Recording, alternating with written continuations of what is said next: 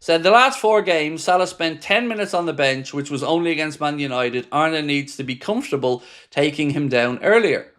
So I'd go a step further, my friend. I wouldn't be playing Mohamed Salah for the next 2 games. Just point blank, I don't think he deserves to start. And on that, I want to just take you through what Jamie Carragher has said. Our friends at Anfield Index posted this quote from Carragher, who said, "I don't think Salah should be starting every game right now. Certainly away from home from the form he's in. Liverpool have got 2 away games, Frankfurt and then they go to Brentford. I don't think Salah should start both of those games." And I agree. I absolutely 100% agree with Carragher on this one. Now, some arsehole in the comments tried to say, would you be saying that if it was Harry Kane? Now, you know where he's going with that, right? You know, trying to say that it's because Mohamed Salah is Egyptian or something like that. And yes, I would be saying it if it's Harry Kane, and mainly because I'm Irish and I don't give a shite about Harry Kane. So, ultimately, he's not been good enough, Salah, this season so far. And I don't think there is a counter-argument to that one. He hasn't been. So for me, I'd play Chiesa for the next 2 games. And, you know, you can take your pick who you'd want through the middle. I said I'd have Isak through the middle and I'd have Ekitike left, but I absolutely understand if somebody else said I want Ekitike central and Gakpo left, because it's not as if Isak has been pulling up any trees either.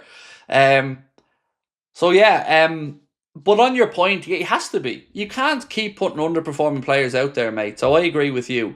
If he's not doing it, and it's shown like he's not doing it, don't leave it till the 79th, 80th minute to get him off. You know, be braver and do it earlier. But I agree with Carragher. I don't think he should be starting these next 2 games. Christine said, do you think Salah is saving himself for the AFCON? This might be his last one, so he don't want to risk injuries. No. Not personally. No, I'm not saying 100% you're right or wrong.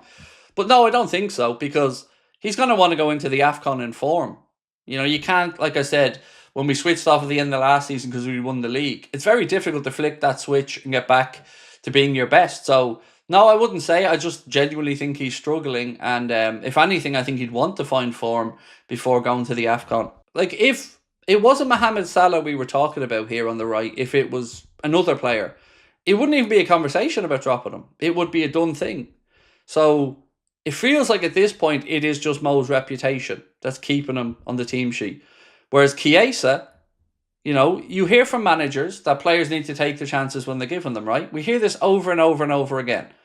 Players, when they're given the chance, need to take them. What more can Federico Chiesa do? I truly don't know what more he can do.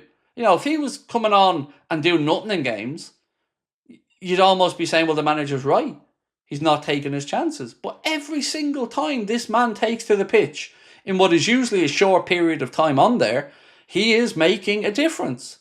So it seems insane to me that he's not starting games when he looks like he gives a shit. He looks like he has a point to prove, and he is doing the business when he's on the pitch. It is absolutely just insane. I can't figure it out. I just can't. It eats away at me trying to figure out what on earth is happening here with Federico Chiesa.